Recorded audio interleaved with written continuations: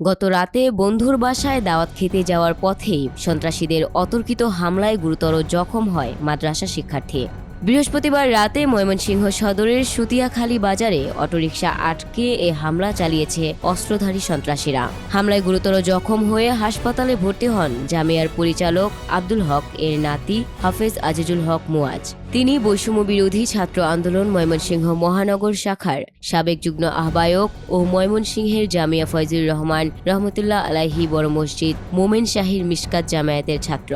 মাদ্রাসা শিক্ষার্থীর উপর মাদ্রাসা শিক্ষক শহীদুল ইসলামের ছেলে আম্মার এবং তার বন্ধু সুতিয়াখালী এলাকার হুমায়ুনের ছেলে আলিফ সহ অন্যান্যদের অতর্কিত সন্ত্রাসী হামলার প্রতিবাদ ও দ্রুত সন্ত্রাসীদের গ্রেপ্তার করার দাবিতে বিক্ষোভ সমাবেশ করেছে জামিয়া ফয়জুর রহমান বড় মসজিদের শিক্ষক এবং শিক্ষার্থীরা। বিক্ষোভ সমাবেশে বক্তব্য দানকালে মাদ্রাসা শিক্ষকগণ শহীদুল ইসলামের ছেলে আম্মার ও অন্যান্য সন্ত্রাসীদের দ্রুত গ্রেপ্তার করে আইনের আওতায় আনার জোর দাবি জানান। Desk report, news Times.